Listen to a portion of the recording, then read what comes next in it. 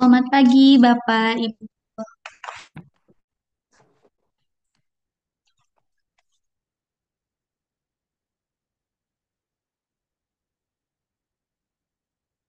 Baik, kita langsung mulai saja ya, Ibu, webinarnya. Sebelum saya memulai, saya akan membaca pantun terlebih dahulu. Mendapat daun si Anadara di bawah sarang burung tempua. Salam santun, pembuka bicara, selamat datang untuk semua. Assalamualaikum warahmatullahi wabarakatuh. Alhamdulillahirabbil alamin wassalatu wassalamu ala asrofil anbiya'i wal mursalin wa ala alihi washabihi rasulillahi ajmain. Yang saya hormati kepada pimpinan Angkasa Media Literasi beserta jajarannya, yang saya hormati kepada Ibu narasumber, Ibu Dr. Sofia Rosalin AMD Eskom SAP MAB, dan yang saya hormati kepada Bapak Ibu peserta hadirin yang telah bergabung pada Zoom meeting hari ini. Selamat pagi dan selamat bergabung Bapak Ibu dalam acara webinar nasional penerbit Angkasa Media pada hari Selasa 14 Januari 2025 dengan tema Interpersonal Skill at Work for Resilient Future. Baik, Bapak Ibu, sebelumnya perkenalkan nama saya Cynthia Prilia Faiza. Saya sebagai host pada webinar di pagi hari ini. Sebelum kita mulai, izinkan saya untuk menyampaikan beberapa informasi se- yang akan kita lakukan. Yang pertama, untuk absensi akan dikirim setelah selesai sesi tanya jawab. Yang kedua, sertifikat dan rekaman Zoom pada hari ini akan dikirim melalui grup WhatsApp. Sebelum itu, Bapak Ibu diharap untuk masuk ke grup WhatsApp terlebih dahulu. Yang ketiga, Bapak Ibu mohon untuk mengaktifkan kamera dan menonaktifkan mikrofon agar tidak terjadi gangguan. Yang keempat, pada sesi tanya jawab, jika Bapak Ibu ingin bertanya, silakan menggunakan fitur raise hand. Baik, Bapak Ibu yang terhormat, izinkan saya untuk membacakan profil singkat dari narasumber kita pagi hari ini. Beliau adalah Ibu Dr. Sofia Rosalin, AMD Eskom SAP MAB, seorang asisten ahli yang telah memiliki pengalaman lebih dari tahun 2002 di bidang administrasi bisnis. Beliau menyelesaikan pendidikan di Universitas Brawijaya. Saat ini beliau aktif sebagai Sekretaris Departemen Bisnis dan Hospitality Universitas Brawijaya. Beliau juga sebagai dosen luar biasa di Universitas Airlangga. Beliau sebagai akademik fasilitator Asia Universitas Malaysia dan masih banyak lagi. Kami sangat beruntung agar bisa mendapatkan kesempatan belajar langsung dari beliau. Baik, tanpa berlama-lama, kita sambut saja kepada Ibu Dr. Sofia Rosalin AMD Eskom SAP MAB untuk membagikan wawasan berharga mengenai interpersonal skill work for resilient future. Kepada Ibu Sofia Rosalin, Halo, dipersilahkan. selamat pagi Mbak Indi ya. Selamat pagi, Ibu. Selamat pagi. Sehat ya. Sehat-sehat ya Mbak Cindy? Sehat, Ibu. Ibu sehat, Ibu. Oke, alhamdulillah sehat. Alhamdulillah. Ini langsung saya eh beralih. Boleh, Ibu? Oke, Ibu mau? Ibu. Boleh, Ibu. saya.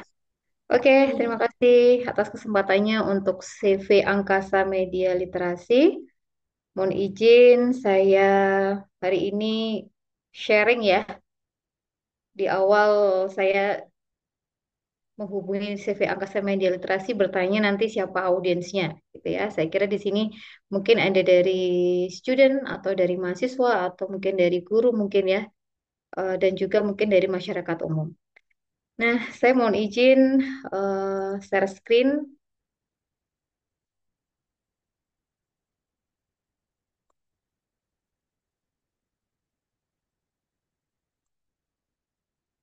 Oke, selamat pagi Bapak Ibu semuanya, kakak-kakak semuanya. Saya pada hari ini berikan kesempatan oleh CV Angkasa Media Literasi untuk memberikan sedikit pengetahuan saya terkait tentang interpersonal skill at work for resilient future.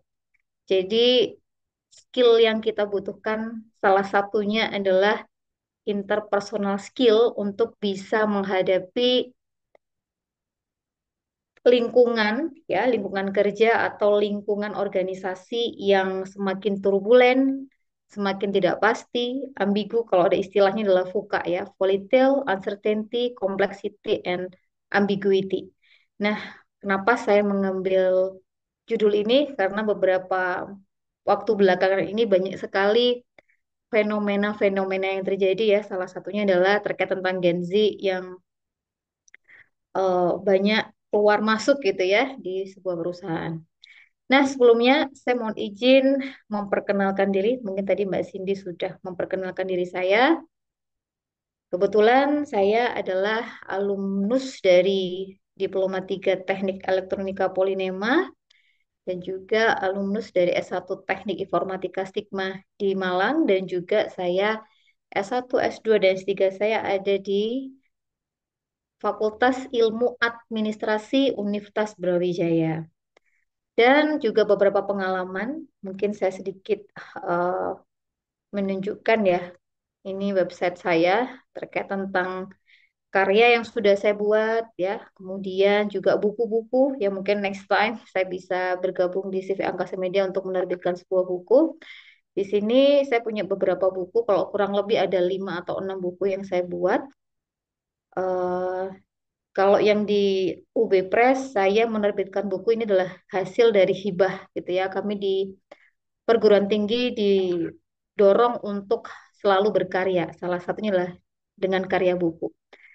Saya suka menulis ya karena saya ingin membagi pengalaman dan juga pengetahuan yang saya tahu dan kepada banyak orang gitu ya. Sehingga eh, apa yang dalam pikiran saya itu tidak hanya ada di saya, tapi saya bisa sharing ke banyak orang. Salah satunya adalah manajemen arsip dinamis di tahun 2017, kemudian juga ada komunikasi bisnis di tahun 2020, kemudian administrasi perkantoran di 2022, dan juga ada e-commerce, bisnis online dan marketplace, dan juga ada buku digital marketing dari penerbit di luar UB Press ya. Kemudian juga ada yang terbaru kemarin adalah perencanaan dan pengembangan sumber daya manusia. Nah, selain buku, saya juga ada beberapa karya lain dalam bentuk haki, karena kami adalah vokasional sehingga diminta untuk selalu berkarya. Salah satunya adalah Skantik, kemudian juga ada Sinola, Sidilan, IRS, dan lain sebagainya. Dan juga beberapa pengalaman praktis saya di bidang bisnis ya. Salah satunya adalah di The Platinum Skrill di Malang Raya dan juga ada Crispy tambah lagi. Dan juga saya pernah menjadi fasilitator untuk Google Gapura Digital dan beberapa aktivitas lainnya. Nah, itu tadi sekilas tentang aktivitas saya sehari-hari. Ini juga uh, beberapa aktivitas yang berkaitan dengan UMKM, dengan student atau mahasiswa ya, dan aktivitas bersama komunitas gitu. Nah, itu sekilas tadi beberapa kegiatan dan inilah beberapa sertifikasi yang saya punya. Salah satunya adalah karena kita sekarang di dunia digital sehingga mau tidak mau kita harus mengikuti gitu ya apa yang dibutuhkan oleh industri. Nah, mohon izin Bapak Ibu, tadi sudah saya perkenalkan diri saya. Saya di sini hanya mencoba menyampaikan, deliver atau apa yang saya pahami ya, sependek yang sepengetahuan saya ya, karena semakin kita belajar itu semakin kita merasa kurang ilmu. Semakin kita belajar, semakin kita membaca itu semakin saya merasa saya sepertinya ini masih kurang ilmu saya. Sehingga di sini saya mencoba sharing-sharing kepada teman-teman semuanya. Nah, berbicara tentang interpersonal skill Bapak Ibu semuanya dan kakak-kakak semuanya, pastinya nanti saya akan menjelaskan terkait tentang keterampilan apa saja sih yang dibutuhkan ya dalam bekerja dan mungkin di sini ada beberapa teman-teman semuanya yang ingin menjadi calon leader di masa depan gitu ya. Karena setiap orang itu adalah pemimpin, baik bagi dirinya sendiri maupun bagi orang lain. Nah, sebelum saya fokus atau menyampaikan terkait apa itu interpersonal skill, di sini kita mencoba melihat fenomena-fenomena yang terjadi di lingkungan kita sehari-hari. Nah, di sini kalau saya melihat salah satunya adalah ada berita beberapa hari yang lalu, 2 hari yang lalu itu dari cnbcindonesia.com, dia membuat sebuah artikel gitu ya, yaitu terkait tentang ramai-ramai perusahaan pecat pekerja Gen Z. Kenapa sih perusahaan ini, bahkan kalau saya ini kebetulan juga dekat sama industri, teman-teman yang eh, ditempati oleh mahasiswa kami untuk magang gitu ya.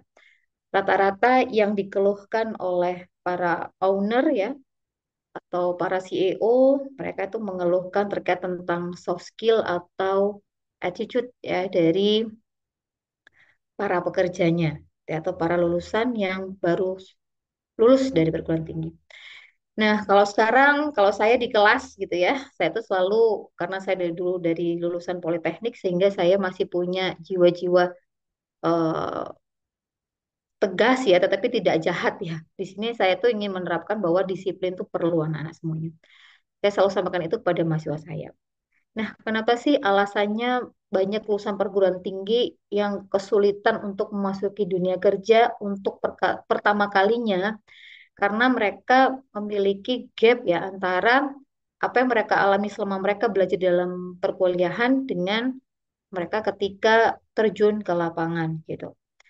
Saya ingat beberapa tahun yang lalu ada mahasiswa saya ya, dia magang baru dia magang gitu ya.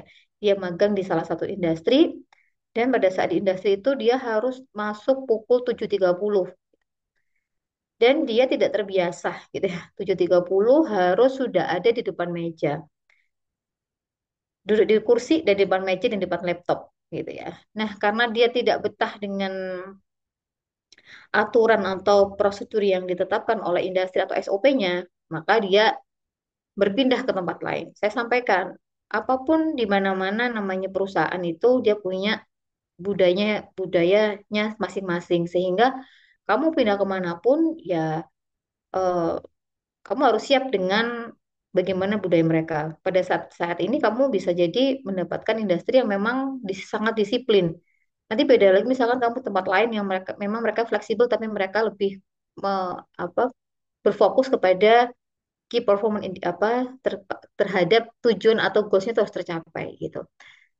Nah, itulah problemnya yang saya hadapi di beberapa tahun akhir tahun ini gitu ya. Ketika ketika saya masuk di kelas mahasiswa gitu pasti mereka selalu mengeluh, kok dosennya kok galak banget sih gitu ya. Tapi di sini saya ingin memberikan pembelajaran bahwa pendidikan itu tidak saja mendapatkan nilai A gitu. Nilai A itu adalah hasil dari kalian bagaimana kalian bekerja keras. Nah, harapannya ketika nanti mereka masuk ke dunia kerja mereka sudah paham.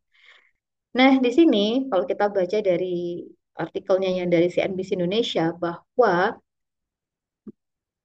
Gen Z sekarang itu tidak siap menghadapi lingkungan kerja yang kurang terstruktur ya, kemudian juga dinamika budaya kerja dan juga ekspektasi mandiri pekerjaannya gitu ya. Dan salah satu manajer HRD yang disurvei, dia melaporkan bahwa memang pekerja Gen Z itu kesulitan dalam mengelola beban kerja, sering terlambat, dan juga tidak berpakaian atau berbicara dengan pantas. Ini menurut CNBC Indonesia. Kalau dalam hasil pengamatan saya juga sering terjadi gitu. Salah satunya tidak berpakaian dengan pantas ya, dan juga berbicara tidak pantas gitu. Nah, itu adalah memang tugas dari kita semua, baik sebagai seorang orang tua ataukah sebagai seorang pendidik ya, untuk bisa sedikitnya mendidik mahasiswa kita atau mahasiswa kita itu lebih baik gitu. Nah, di sini dari hasil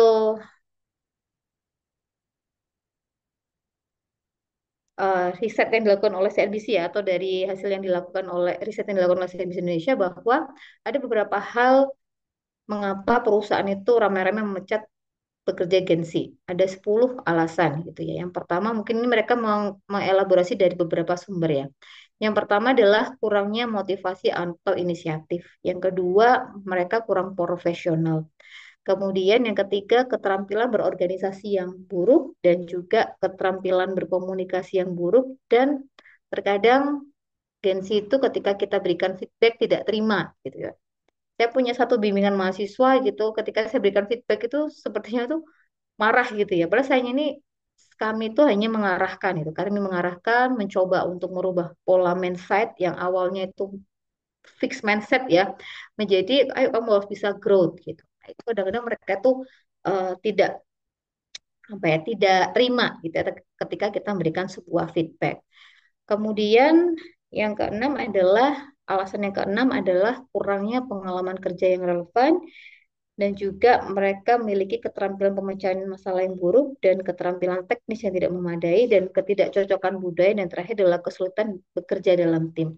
Nah, kalau kita lihat 10 alasan ini, maka kita bisa melihat bahwa rata-rata itu adalah soft skill. Untuk hard skill itu mungkin di alasan nomor 8 dan juga di alasan nomor 7 ya. Nomor 7 dan nomor 8 ini adalah hard skill. Yang ke satu dan yang ke 10, 1 sampai 6 dan 9 dan 10 itu adalah terkait tentang soft skill-nya atau 80% adalah terkait tentang soft skill. Nah, hal ini ditunjang dari hasil beberapa survei gitu ya. Bahkan Bapak Menteri Pendidikan Tinggi, Sains dan Teknologi RI, Bapak Satrio Sumantri Brojonegoro, dia mengungkapkan bahwa dia pernah melakukan sebuah riset pada tahun 2015. Dia melakukan survei kepada beberapa pimpinan di industri, ya ternyata apa sih kelemahan lulusan S1 pada saat mereka masuk ke dunia kerja? Ada tiga kelemahan utama, yaitu kemampuan membaca, menulis, dan rendahnya etos kerja. Kalau kita melihat dari statement yang disampaikan oleh Bapak Menteri, di sini yang ketiga adalah rendahnya etos kerja. Nah, rendahnya etos kerja ini itu adalah termasuk dari soft skill. Nah, kalau melihat di luar negeri Bapak Ibu semuanya, bahwa ada beberapa atribut dari calon karyawan yang dibutuhkan di industri. Apa sih atribut yang dibutuhkan gitu ya dari para pemberi kerja? Ini dilakukan pada tahun 2020, dia melakukan survei yang dia mengkoleksi data dari tanggal 1 Agustus sampai 30 September 2019 dan di situ menunjukkan bahwa ada beberapa atribut dari skill yang dibutuhkan oleh pekerja kepada calon pekerjanya itu adalah problem solving, kemudian juga ability to work in a team, kemudian juga strong work ethic ya, memiliki etika yang tinggi itu, etika etika ya yang baik ketika mereka bekerja. Kemudian memiliki kemampuan analytical atau quantitative skill. Mereka memiliki kemampuan untuk menganalisis yang baik gitu dan kemudian juga bagaimana memiliki kemampuan untuk komunikasi gitu ya, communication skill atau writing skill and also leadership ya. Leadership juga sebuah kemampuan yang dibutuhkan oleh pemberi kerja terhadap pencari kerja gitu. Kemudian juga ada communication skill atau verbal skill, inisiatif, detail oriented, technical skill, flexibility or adaptability.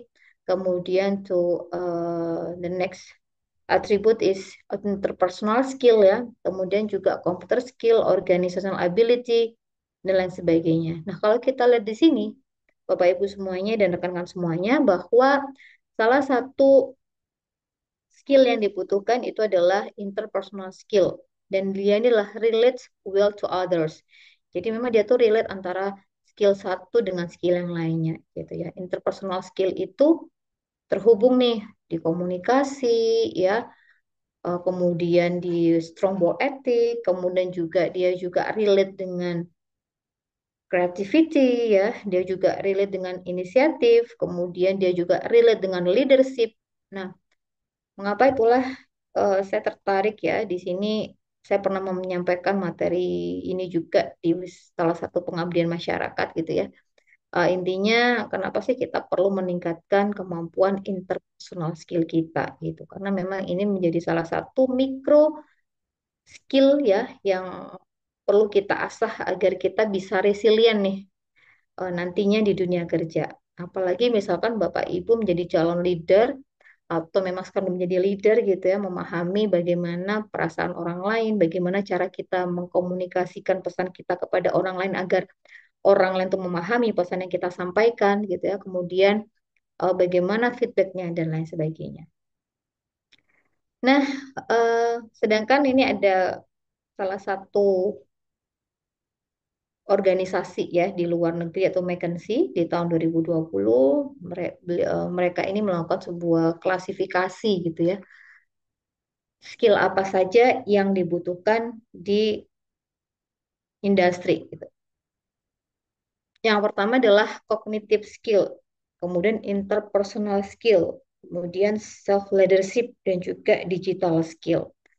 Dan di sini Bapak Ibu semuanya dan kakak-kakak semuanya ya, di kognitif itu ada critical thinking, ada communication, ada mental flexibility. Ini kalau dijelaskan ini banyak ya skill-skillnya gitu.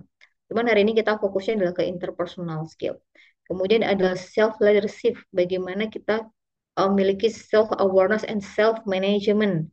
Jadi apalagi nanti ke depannya ini akan banyak aktivitas atau pekerjaan-pekerjaan yang basicnya adalah basic digital skill sehingga kita dituntut untuk memiliki kemampuan self awareness and also self management.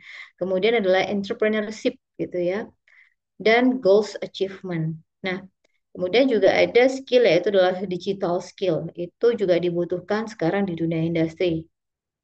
Ini dari perspektif barat ya, yaitu digital skill juga bahkan ini juga bisa diadopsi di Indonesia. Ini terkait tentang skill atau kompetensi yang dibutuhkan, baik hard skill maupun soft skillnya.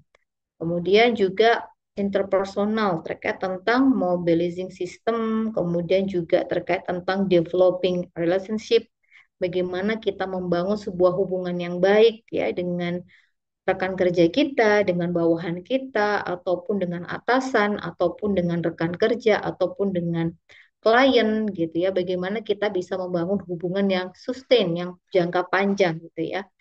Kemudian juga terkait tentang teamwork effectiveness gitu. Bagaimana kita bisa berkolaborasi, kita bisa memberdayakan rekan rekan-rekan kerja kita gitu ya. Kita bisa mendorong mereka untuk bisa lebih baik, bisa mencapai goals yang lebih baik ya. Bagaimana kita bisa membangun teamwork yang baik gitu dan bisa memecahkan konflik-konflik yang ada dalam sebuah organisasi. Pastinya kalau kita bekerja di dalam sebuah organisasi, baik itu sektor publik maupun sektor bisnis, pastinya akan ada konflik-konflik, baik konflik internal ataukah konflik eksternal dengan klien misalkan ya, itu salah satu kemampuan atau kapabilitas atau kapasitas yang harus dimiliki oleh eh, calon pekerja, pekerja maupun juga leader gitu ya. Nah, sekarang kita masuk ke apa sih sebenarnya interpersonal skill itu. Mungkin jika Bapak, Ibu, atau rekan-rekan semuanya sudah paham, kita coba flashback aja ya. Kita basically ke definisi dari interpersonal skill.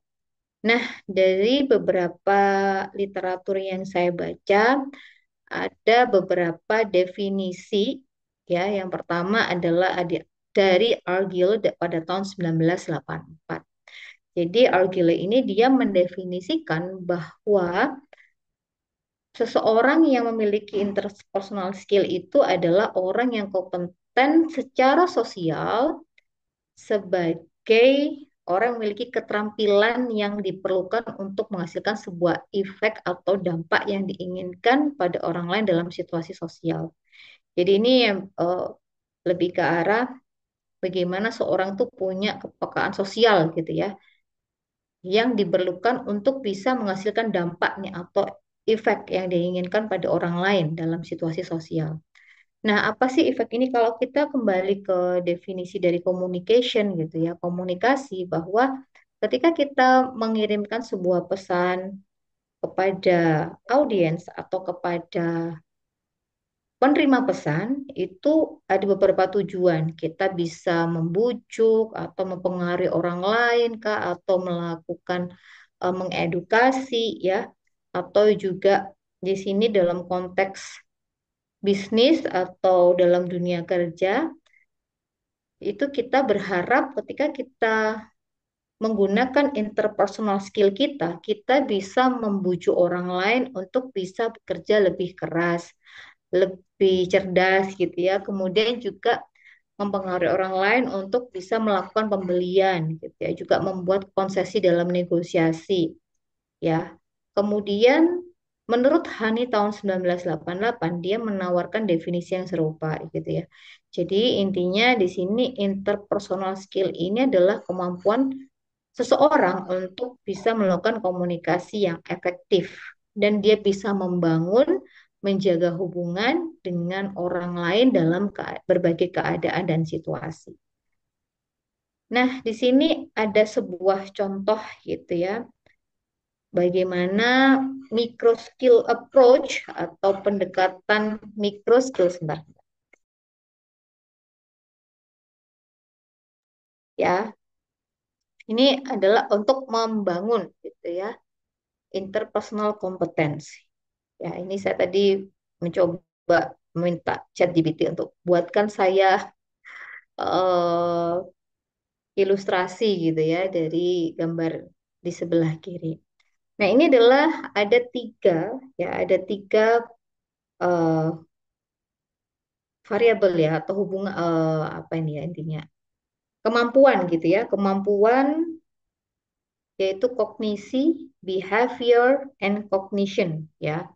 Jadi kalau kita lihat di sini ada alurnya interaksi antara si A dan si B gitu ya. Ini A ke B gitu. Nah, misalkan di sini eh, si A gitu menyampaikan atau misalkan dalam konteks bisnis ya, misalkan si A menyampaikan atau ingin mengkritisi si B gitu.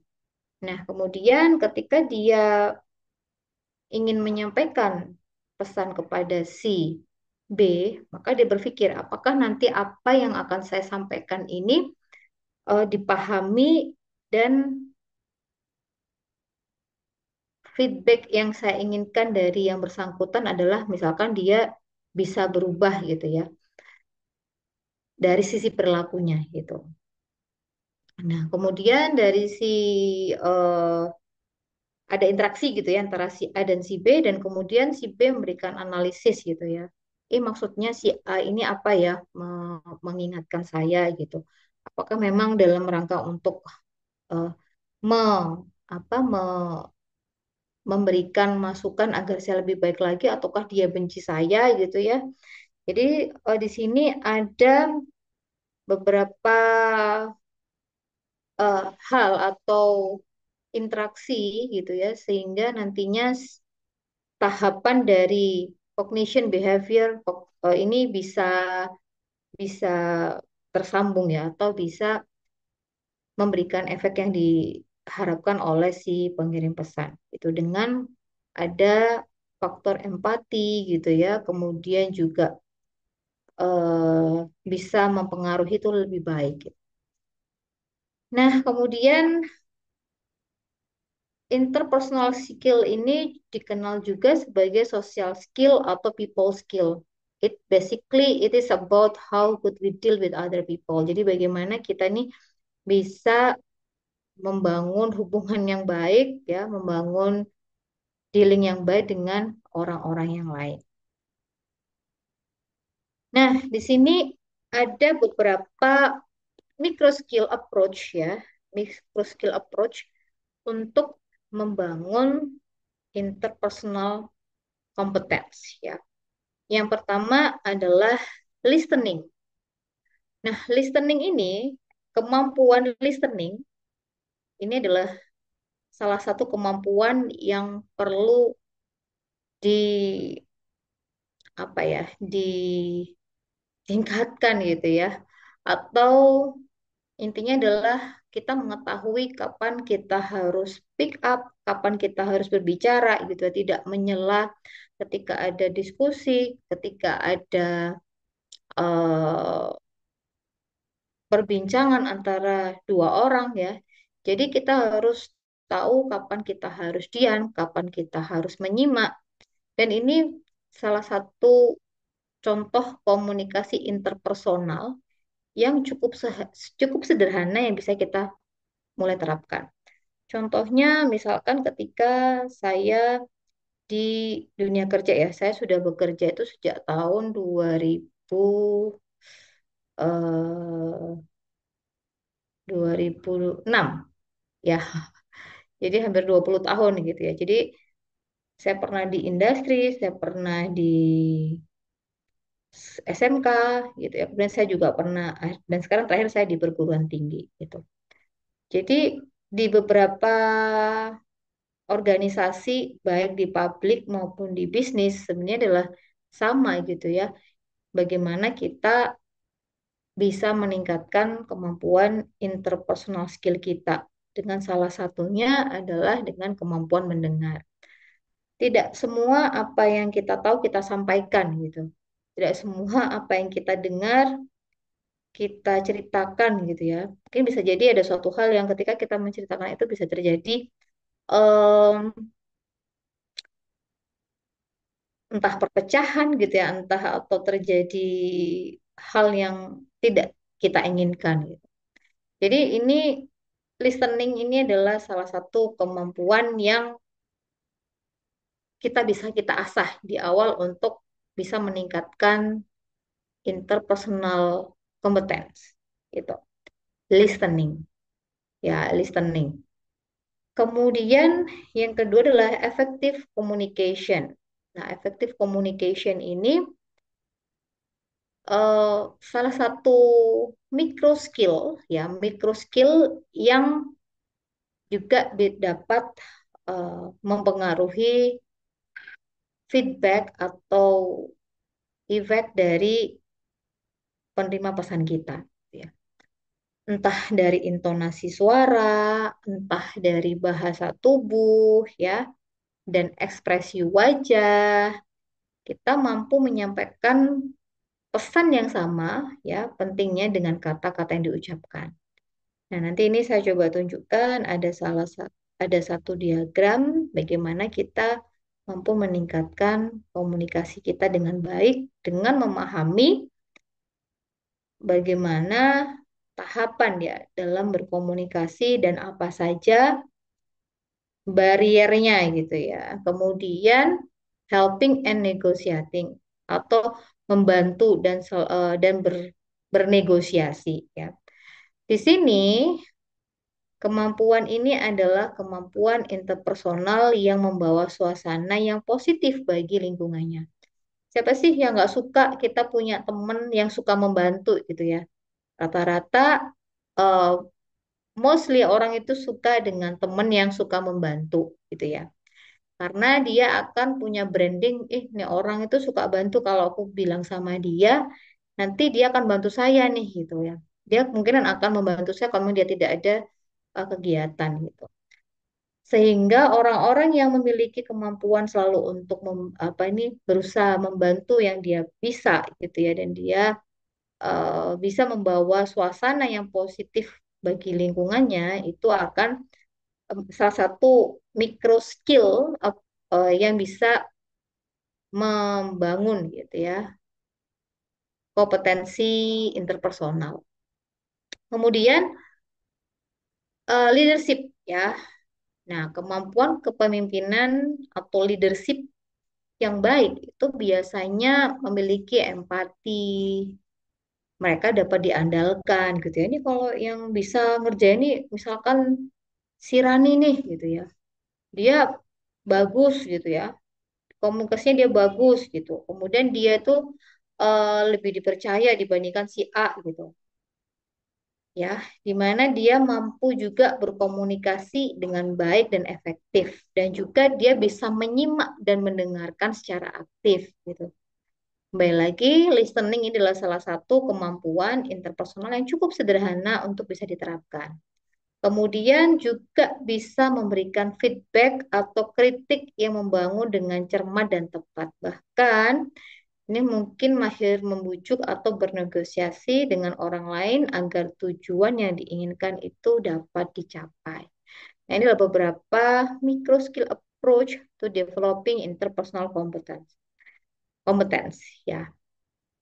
Nah, Bapak Ibu dan rekan-rekan semuanya, ini adalah eh saya balik ke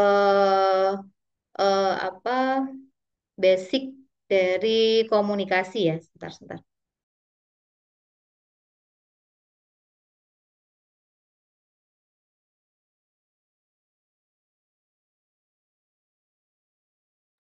Nah, ini adalah proses berkomunikasi ya. Intinya, terkadang kita banyak hal ketika menyampaikan sesuatu itu ada problemsnya gitu ya.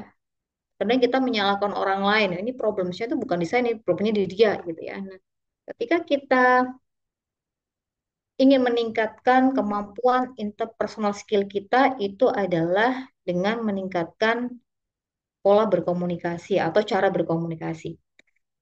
Ini ada satu contoh teman saya sendiri gitu. Ini kebetulan salah satu teman saya ketika sekolah studi lanjut S3. Nah, beliau ini eh,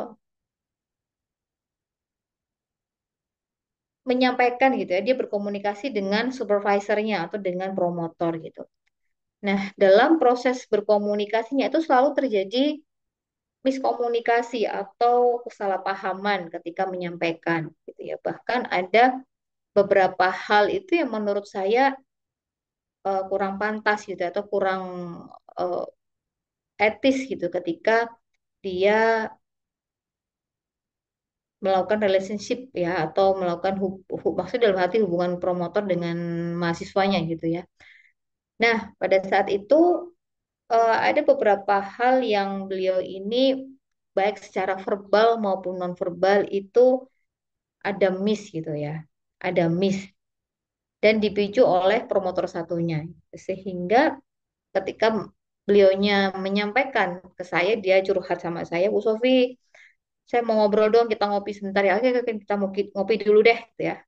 Kita tuh kalau ngopi itu eh, kayak informal, informal grup ya. Kita informal, sehingga dia tuh bisa cerita lebih banyak gitu ya. Apa sih permasalahan yang dihadapi? Nah, ketika dia itu kebetulan teman saya ini laki-laki gitu ya. Dia bilang, Bu Sofi, sepertinya aku nih kok kesusahan ya. Saya punya kelemahan dalam berkomunikasi sama orang lain. Padahal maksud saya tuh nggak seperti itu. Maksud saya tuh seperti ini, dia cerita dan sebagainya. Terus saya bilang, Mas, kalau saya di posisi beliaunya itu ya, saya coba kembalikan gitu. Saya kembalikan terkait tentang rasa empati gitu ya. Mas, kalau saya ada di posisi promotor, saya akan melakukan hal yang sama gitu. Kesannya ini ada promotor satu, promotor dua, promotor tiga. Dia tuh selalu melangkahi promotor satunya. Dia tuh arahnya ke promotor dua gitu ya. Promotor dua tuh dia tuh sangat ngefans gitu ya. Jadi dia tuh lupa sama promotor satunya gitu. Sehingga promotor satu dia tuh merasa selalu dilangkahi dan sebagainya. Terus saya sampaikan, kalau kamu merasa ada problem dalam berkomunikasi, coba sih kita coba evaluasi dulu ya. Satu, gimana sih kronologisnya gitu. Jadi ini kemampuan mendengar kita dulu nih yang ditekankan ya. Makanya dia tuh nyaman gitu misalkan cerita sama saya gitu ya. Dia mencoba mencari solusi gitu. Gimana nih promotor saya seperti ini nih gitu. Ya udah satu sekarang coba ceritakan kronologisnya. Dia cerita, kemudian oke. Dan dia mengakui bahwa potensial problemnya itu ada di dia gitu. Saya tuh kurang bisa menyampaikan dengan baik Bu Sofi gitu. Oke, kalau sebenarnya tuh kalau komunikasi bisa kita asah nih Mas gitu ya, bisa kita latih. dengan kita sering bergaul sama orang lain, kita baca buku gitu ya. Mungkin di CV Angkasa Media kan punya banyak buku ya, punya banyak koleksi buku yang diterbitkan di Angkasa Media misalkan. Itu kan salah satu cara kita untuk meningkatkan kemampuan berkomunikasi dengan banyak menambahkan kosakata-kosakata baru dari buku yang kita baca gitu. Nah, dari situlah kemudian saya sarankan udah deh nanti minta maaf dulu, kemudian setelah itu kan ini kita orang Jawa nih, bawain kue-kue atau apa deh gitu ya, supaya beliaunya lebih apa lebih ter ini ya, memaafkan gitu ya, dan kamu ceritakan bagaimana kronologisnya. Oke, sudah kalau beliaunya memang memberikan feedback yang sesuai dengan kamu harapkan, ya udah nanti di next time jangan di jangan melakukan hal yang sama gitu ya. Perbaiki pola komunikasi ke depan ini sudah yang kemarin udah dilupakan, nanti sama beliaunya pokoknya penting harus ke pembimbing satu dulu, jangan langsung kedua. Yang dia terima, oke Bu Sofi akan saya lakukan gitu ya. Nah, melihat pengalaman yang pernah saya dapati itu, saya kembali nih ke teorinya gitu ya. Karena kalau orang akademisi kan berbicara tentang teori ya, kalau praktisi berbicara tentang pengalaman ya. Kalau birokrat atau orang-orang pemerintah berbicara adalah undang-undang gitu. Jadi saya di sini berbicara dalam konteks teori gitu ya. Ada yang mengatakan lah teori itu nggak dipakai gitu ya. Saya kemarin ngobrol sama salah satu alumni. Bu, mungkin yang dipakai di kampus tuh 30% deh teorinya. Yang selanjutnya tuh 70% tuh kita berdasarkan based on pengalaman di lapang gitu, eksperimen kita di lapang gitu. Ya, tapi basically kalau kalian sudah baca sampai level S3 itu, kalau kita sandingkan dengan teori yang ada itu relate gitu. Nah, contohnya di sini ketika kita berbicara tentang dalam konteks komunikasi yang baik ya, di dalamnya pasti ada juga micro skill approach ya, ada beberapa skill kecil gitu ya itu punya dampak gitu ya. Mungkin kalau baca-baca buku terkait tentang eh, apa apa ini saya pernah baca sekilas terkait tentang Seven Habits ya. Itu kan juga yang mikro pekerjaan yang kecil yang kita lakukan konsisten itu kan akan berdampak besar terhadap kehidupan kita selanjutnya. Nah, makanya di sini ketika kita memperbaiki pola, salah satunya adalah pola komunikasi kita dengan orang lain, itu kita lakukan intens, maka diharapkan bisa membangun future resilient kita gitu ya. Kebetulan disertasi saya terkait tentang ketahanan bisnis gitu. Sehingga kalau dikaitkan dengan ketahanan personal ya ada ketahanan pangan gitu, ada ketahanan bisnis. Nah, di sini juga kita berharap Bapak Ibu atau rekan-rekan semuanya itu juga punya tahanan di masa yang akan datang gitu ya. Dengan apa? Dengan berbagai cara atau dengan meningkatkan kualitas dan kapabilitas kita baik soft skill maupun hard skill kita. Nah, yang pertama dari proses komunikasi ini pastinya yang pertama adalah sender has an idea. Kita ketika menyampaikan sesuatu kan pasti kita punya ide dulu nih. Oke, kita punya ide nih. Contoh tadi teman saya gitu, ketika dia menyampaikan sesuatu, terkadang apa yang disampaikan tuh misalkan belibet gitu ya, atau dia mau mau menyampaikan satu pesan ya, kemudian tuh oke deh nanti aku sampaikan ke pimpinan saya misalkan. Nah, ketika si sender men-encode the idea and message itu juga ada problem gitu ya. Ada problemnya. Jadi ada sender has an idea, sender encodes the idea and message itu ada potensial problem.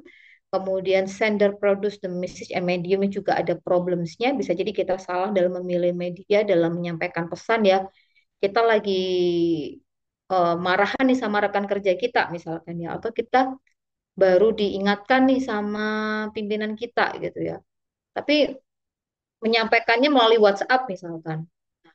Ketika kita dalam kondisi misalkan sedang tidak tergesa gitu ya. Kita mengkomunikasikan dengan WhatsApp tuh bagi saya tuh suatu media yang kurang baik ya, karena dengan media teks itu tidak terlihat suaranya, intonasi gitu ya, dan juga gesture itu sehingga menimbulkan salah paham berikutnya. Kemudian yang keempat, sender transmit message through a channel. Kemudian setelah ditransmit pesannya itu dalam sebuah channel, maka dia menerima, si audiens ini menerima pesannya. Jadi kalau kita lihat di sini, empat ini itu adalah tahapan di sender. Ini eh, empat tahap ini juga tahapan di audiens. Oke, kalau kita tadi kembali ke interpersonal skill itu adalah kemampuan kita ya dalam menyampaikan sesuatu hal agar bisa mempengaruhi orang lain sesuai dengan efek yang kita harapkan gitu. Nah, ini ya, jadi sender has an idea, sender inputs the idea and message, sender produce the message in medium, and sender transmit message through a channel, kemudian audience menerima pesan. Ketika audiens menerima pesan, itu pasti juga ada potensial problemnya Iya, gitu terus ya. gitu. Oke. Ya, jadi setiap tahapan itu ada potensial problem, bisa jadi dari si pengirim, bisa jadi juga dari si penerima gitu. Misal nih kita pesan eh, eh, apa? Saya pernah gitu ya dikirim pesan oleh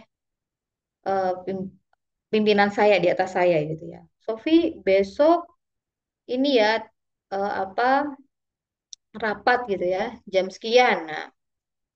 Nah, kemudian besoknya saya itu membaca pesannya gitu ya. Ini memang dari saya sendiri yang salah gitu ya. Nah, saya baca pesan, saya kira itu dikirim pesannya itu jam 9 malam gitu ya. Kemudian mungkin karena saya juga banyak distraksi ya. Besok pagi tuh saya baca gitu. Oh, besok saya bacanya jam tujuan gitu ya. Besok besok jam 10 kita rapat ya. Nah, saya dalam pikiran saya ketika saya menerjemahkan pesan, ketika saya membaca dalam kondisi yang banyak distraksi dan lain sebagainya, saya kira itu pesan untuk besok gitu ya. Gitu. Oke, boleh Mas Jeffrey nih ya. Saya kira pesan yang disampaikan itu besok baru saya datang gitu. Nah, sehingga saya salah paham gitu ya. Jadi seluruh tahapan ini ketika kita memahami sebuah konteks komunikasi yang baik, maka kita tidak mudah blaming each other gitu. Bisa jadi apa yang saya sampaikan salah nih. Bisa jadi eh, pesan yang saya sampaikan ketika saya menulis pesan itu salah gitu. Sama halnya ketika saya menyampaikan ke teman saya sampaikan mungkin kamu pada saat menyampaikan pesan kamu nggak tepat waktunya gitu ya. Atau misalkan nih kalau Gen Z gitu ya, kalau saya lihat beberapa video gitu ya, antara perbedaan gen milenial, Gen Z, Gen X, Y, Z, ya, Alpha gitu ya. Mereka memiliki perbedaan karakter gitu. Kalau saya baca di teori apa nih perbedaan generasi itu ya memang setiap 100 tahun sekali itu akan ada perputaran gitu ya. Ini. Nah, oke, ini terkait tentang bagaimana membangun komunikasi yang efektif gitu ya. Nah, oke, the last one is ketika audience provide feedback to the sender ya. Itu ada potensial problem dan pastinya ketika ada potensial problem ada solutionnya. Nah, kita pahami makanya kalau istilah dalam agama saya itu kan kita harus berbaik sangka gitu ya. Ketika ada suatu hal yang miskomunikasi itu ini sebenarnya problemnya di mana sih? Oke, kalau memang problemnya misalkan di saya harus belajar gitu ya. Belajar untuk membuat pesan yang saya sampaikan tuh lebih jelas gitu. Atau saya bisa nih belajar ke public speaking, misalkan saya pernah belajar public speaking di John Robert Power gitu. Tujuan saya untuk apa? Bagaimana saya bisa meningkatkan kemampuan skill komunikasi saya dengan baik gitu ya. Dari orang yang lebih ahli. Ya, intinya semua itu dari setiap proses ada tahapan, ada potensial problem, dan ada solutionnya. So, kita jangan misalkan kita lagi komunikasi sama pimpinan nih, pimpinan lagi ngomong gitu ya. Kita lagi kesel nih, aduh, pingin pingin marah gitu ya. Nah, sehingga apa yang dikirimkan, pesan dikirimkan oleh pimpinan kita tuh jadi itu salah semua gitu. Ini orang ngomongnya kok apa nyolot banget sih misalnya gitu ya. Karena memang terkadang kita tuh nggak sadar bahwa ternyata problemnya itu ada di diri kita gitu, bukan orang pengirim pesannya. Oke, gitu ya. Nah, saya lanjutkan lagi nih. Ya. Nanti mungkin bisa kita lanjutkan dengan tanya jawab aja ya.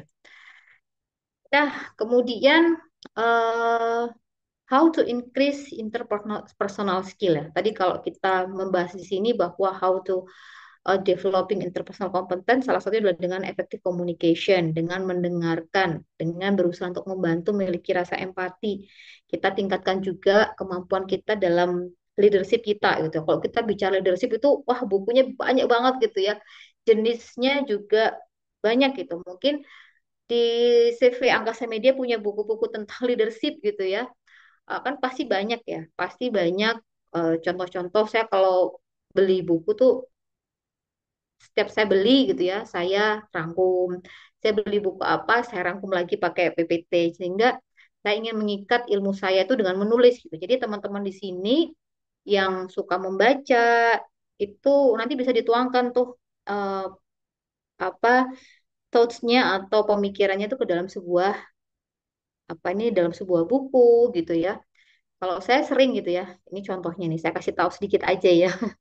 Jadi saya tuh suka membaca gitu. Contohnya ini tuh ya saya malah suka meringkas buku gitu ya. Contohnya kemarin terkait tentang manajemen strategi gitu ya.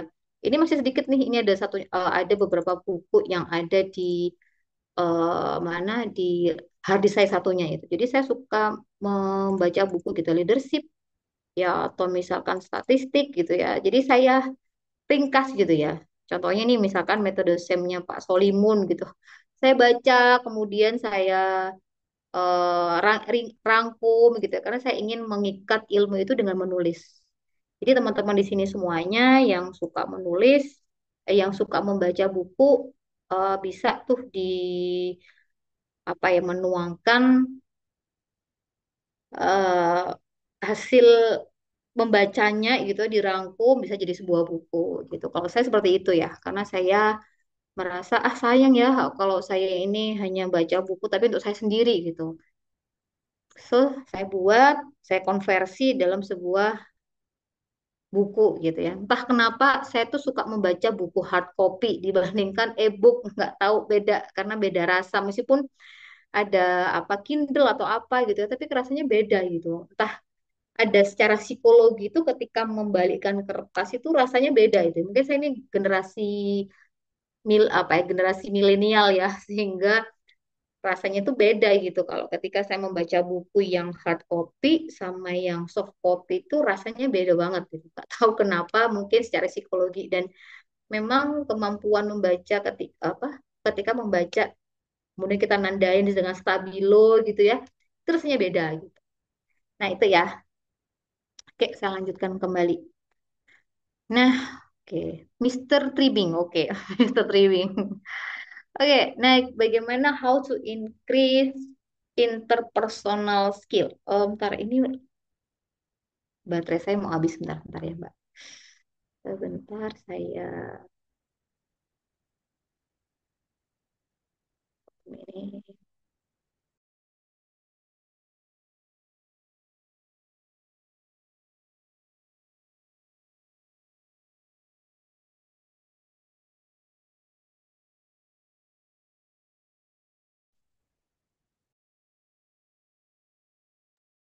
Oke, saya lanjutkan. Nah, ini how to increase interpersonal skill ya. Jadi,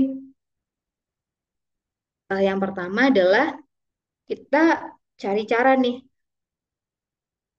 bagaimana cara kita how to increase our self confidence gitu ya. Jadi kita cari cara bagaimana cara meningkatkan rasa percaya diri. Saya pun dulu pada saat usia-usia mungkin karena saya terbiasa berbisnis gitu ya. Jadi pada saat saya usia kuliah itu saya suka berjualan, berbisnis, nggak apa ya, nggak punya malu gitu ya. Karena memang saya suka berbisnis gitu. Saya tawarkan produk-produk. Saya dulu kan jualan handphone gitu ya. Saya jual handphone, saya tawarkan ke teman-teman saya, jual pulsa, saya tawarkan ke teman-teman saya sehingga itu meningkatkan rasa percaya diri gitu. Nggak punya malu, tapi akhirnya itu saya coba terstrukturkan gitu ya. Gimana sih caranya meningkatkan rasa percaya diri gitu. Saya ngikut berbagai webinar-webinar. Ya, contoh pada hari ini nih, CV Angkasa Media sudah luar biasa memberikan webinar nasional gratis gitu ya. Ada gratis pulsa lagi bagi penanya yang secara apa tadi? Secara langsung dan on cam gitu ya. Nah, itu kan juga salah satu cara untuk bisa meningkatkan rasa percaya diri dengan mengikuti pelatihan-pelatihan gitu ya. Kemudian yang kedua, sebenarnya saya kemarin tuh mengiyakan karena saya ingin berbagi aja gitu. Saya ingin berbagi sama apa ya, ingin berbagi aja gitu ya. Kemudian yang kedua adalah bagaimana cara kita meningkatkan interpersonal skill kita. Ya pasti kita bisa minta gitu ya masukan gitu dari orang terdekat. Saya juga melakukan hal ini gitu. Contoh gitu ya. Kadang saya tuh orangnya perfeksionis gitu ya. Kalau A ya A karena gitu ya. Kali ini udah deh aku ambil keputusan A, oke ya. Kemudian kadang-kadang teman-teman dari sekitar itu atau pimpinan saya bilang, Vi, Bu, yo jangan apa bisa lah nih dibantu gini bilang, misalnya gitu. Tapi saya tanya gitu, emang saya ini apa terlalu kaku? Padahal saya tuh berusaha untuk menjalankan disiplin sesuai pada saat saya dulu tuh kuliah, saya bilang gitu kan. Kuliah itu memang membawa dampak yang luar biasa sama saya ketika saya dulu kuliah di Polinema gitu ya. Itu benar-benar yang kita tuh dididik yang seperti militer gitu. Tetapi di situ saya merasakan ketika saya bekerja, ketika saya mendapati pimpinan yang kejam gitu, saya merasa ah biasa aja, lebih kejam daripada dosen saya gitu. Tapi di situ saya juga belajar tentang eh, menghargai sebuah nilai gitu ya. Nilai A itu nggak serta-merta nilai A itu wah bangga saya dapat nilai A gitu. Enggak gitu. Tapi misalnya saya dapat nilai B nih, nilai B itu saya effortnya luar biasa gitu. Saya harus belajar, saya harus mengerjakan dari apa Pak dari pulang sekolah sampai jam 11 jam 12 malam ya, jam 12 bahkan saya pernah tidur cuma 3 jam gitu ya. Ketika saya berusaha maksimal, nilai saya tuh nggak bagus itu. Misalkan dapat B atau C, ya Allah ya Tuhan, ini saya udah berusaha maksimal, kenapa kok nilaiku dapat B plus gitu. Ternyata memang itulah kebanggaan ketika saya mendapatkan apa memperoleh nilai itu memang benar-benar dinilai, bukan hanya memberi nilai gitu ya. Kalau diberi nilai pun udah semua tak kasih nilai A gitu. Oke, tapi ketika kita menilai itu ada proses yang harus kita hargai ketika kita sebagai student atau sebagai mahasiswa, kita tuh yakin ketika kita berusaha, kita sudah mempelajari dengan maksimal, ternyata kita masih belum maksimal ya sudah itu adalah nilai ya, nilai akhir dari perjuangan kita. Kemudian yang selanjutnya adalah kita bertanya dan juga menyimak. Apa salahnya sih saya kadang-kadang itu juga belajar dari mahasiswa saya gitu. Kamu kok bisa sih kayak gini, gimana caranya gitu. Oh gini Bu Sofi, dia saya diajarin gitu. Tapi ini saya merasa bahwa semua orang itu adalah sumber ilmu gitu. Mungkin bapak-bapak, ibu, dan juga teman-teman di sini juga mungkin nanti bisa menjadi sumber ilmu bagi saya gitu ya. Oh ternyata ini ada pertanyaan kayak gini nih, nggak pernah tidak pernah terfikirkan oleh saya ya gitu. Sehingga saya merasa bahwa setiap apapun yang saya hadapi, setiap apapun orang yang saya temui, itu adalah ada hal baru yang bisa saya dapatkan. Makanya ketika misalkan ada webinar secara offline gitu, ya, saya tuh suka paling duduk paling depan gitu. Karena saya ingin mengurangi barrier kalau duduk di belakang tuh nggak kedengaran gitu ya. Sehingga saya ingin duduk di depan, bertanya, menyimak apa sih yang disampaikan oleh narasumber misalkan. Kalau saya di sini sebagai fasilitator aja ya. Kemudian yang selanjutnya adalah bagaimana cara kita meningkatkan interpersonal skill kita, yaitu kita bayangkan nih seandainya kita berada di posisi orang lain. Contoh tadi saya menyampaikan rekan apa teman studi S3 saya ketika misalkan dia tuh selalu melewati eh, bimbingan tuh nggak langsung tidak apa ya, tidak mendapat persetujuan yang ke bimbing nomor satu, tapi dia selalu ke nomor dua gitu.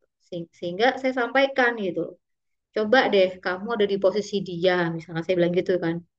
Kira-kira yang dilakukan itu benar nggak sih gitu? Iya juga ya Bu Sofia, pasti aku juga akan kayak gitu, dia bilang gitu. Nah, kemudian yang terakhir adalah emotional intelligence dan spiritual intelligence.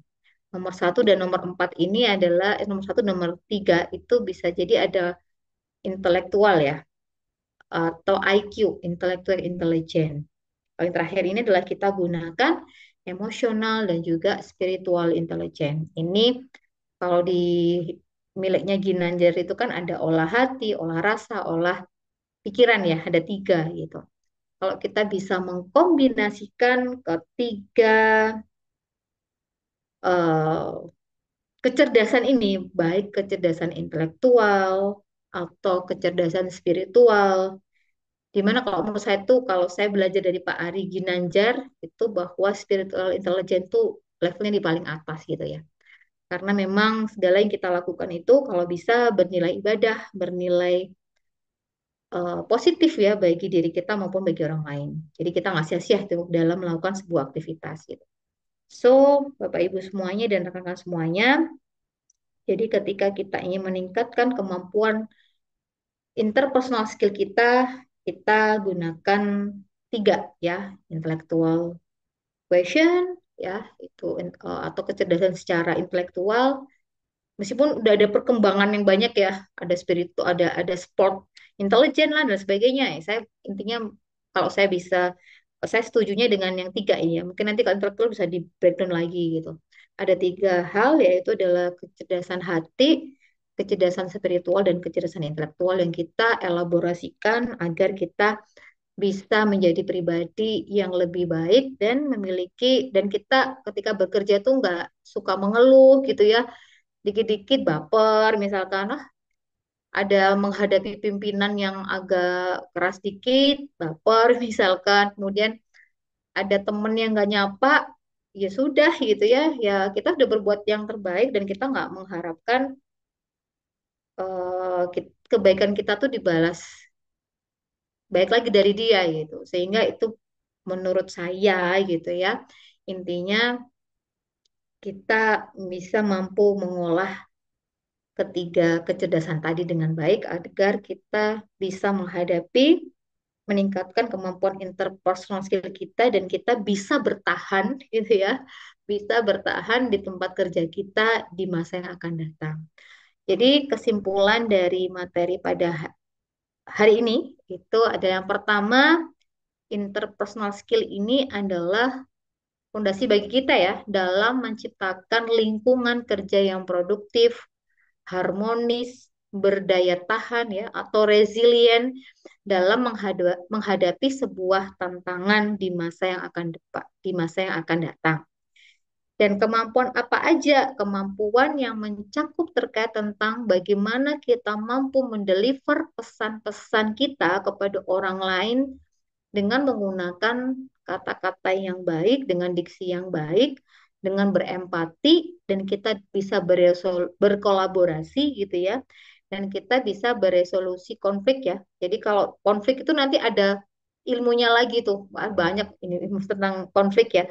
Kalau konflik itu bagaimana kita mengalah atau win solution atau win loss atau lose lose ya, itu kan banyak ya.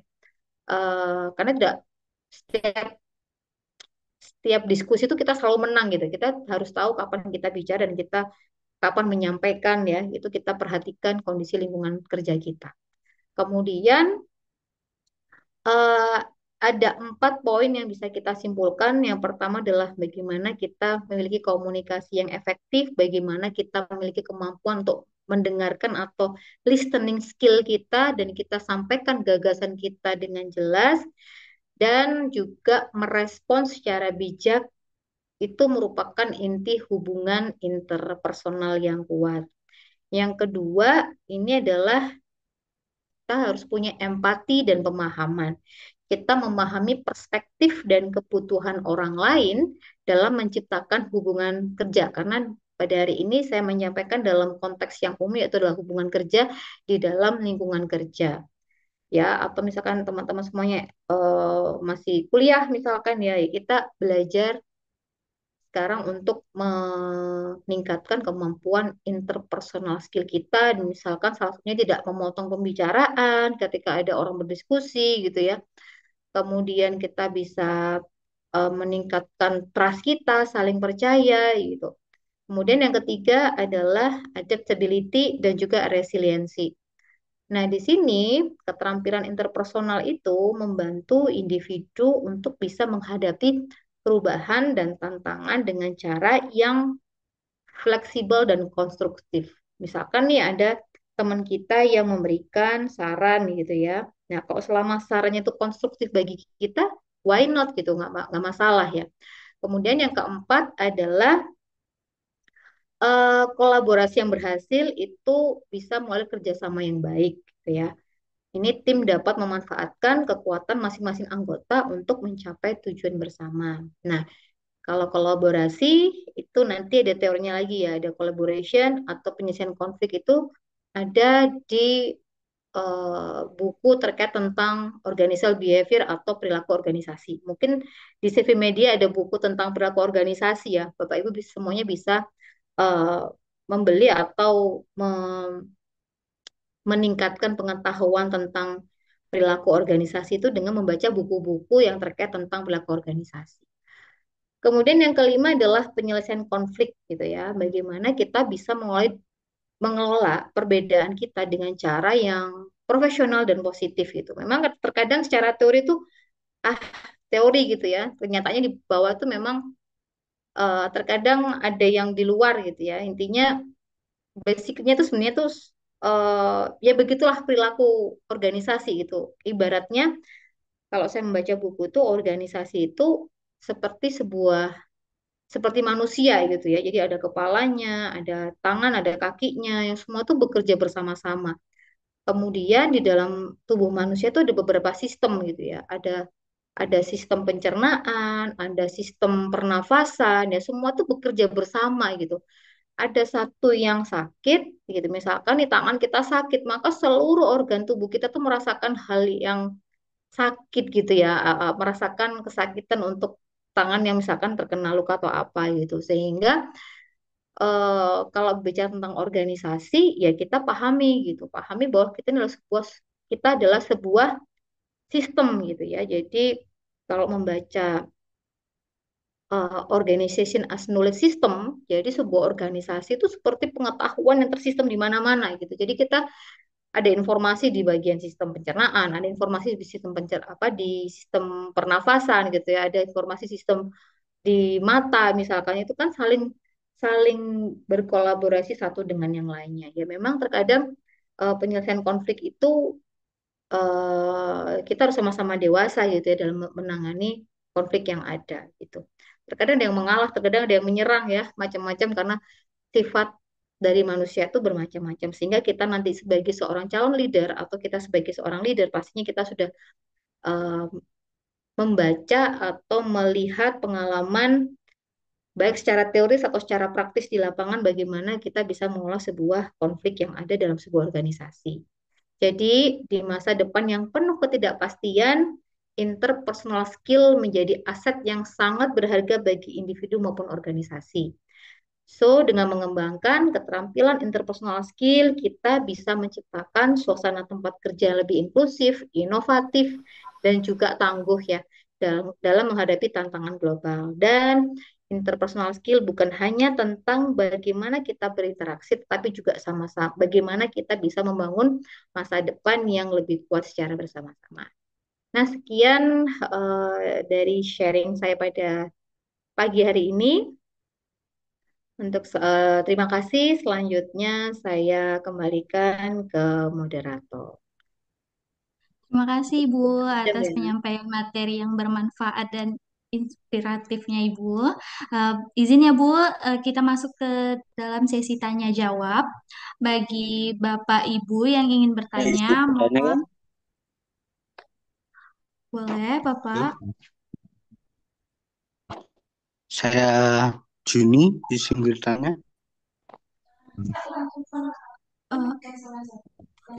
kepada narasumber. Eh, Ya, pertanyaannya ini maaf ya Ibu, eh, ada masalah jaringan. Ya, kenapa? Oh, boleh, boleh. Oh, ya. Ada yang bertanya atas nama Bapak Abdul Manaf. Dimohon untuk on cam Bapak serta aktifkan audionya. Berapa pertanyaan, Mbak? Tiga Ibu. Oh, tiga aja, oke. Karena ini banyak pertanyaan juga yang di kolom chat. Halo, Assalamualaikum Bu. Waalaikumsalam, Pak Abdul Manaf. Iya, permisi Bu. Mohon maaf Bu, di laptop kamera saya ini masih tahap perbaikan ini gimana? Gak apa-apa ya Bu ya? Kamera di laptop saya agak error ini Bu. Monggo saya kembalikan ke panitia. Saya izin bertanya Bu kepada Ibu Rosalin terkait dengan institusi pendidikan saat ini, terutama kan kita Bu sebagai tenaga pendidik Bu. Lah kita itu di dunia pendidikan ini terkait keterampilan interpersonal dari saya itu kan siswa itu siswa saya itu banyak Bu terkait apa Bu untuk menciptakan disiplin dalam solusi inovatif Bu. Lah gimana kita sebagai di dunia pendidikan ini dapat mengintegrasikan pengembangan keterampilan itu dalam kurikulum. Lah terutama untuk mempersiapkan siswa karena kan masa depan ini harus dinamis Bu, gitu Bu. Terkait dengan yang apa Bu menghadapi perubahan gitu Bu, yang ketidakpastian gitu. Oke, Itu sih Bu, ya dari saya terima kasih Bu. oke. Langsung saya jawab ya, Mbak Cindy. Boleh, Ibu. Oke. Terima kasih, Pak Manaf. Kita sama-sama pendidik ya. Oke, tadi kalau saya bisa rangkum poinnya adalah bagaimana cara kita mengintegrasikan kemampuan interpersonal skill ke dalam kurikulum yang sudah dibuat ya, Pak. Ya, yang pertama, kalau sekarang ini kan sedang apa ada metode namanya adalah project based learning, case based study gitu ya.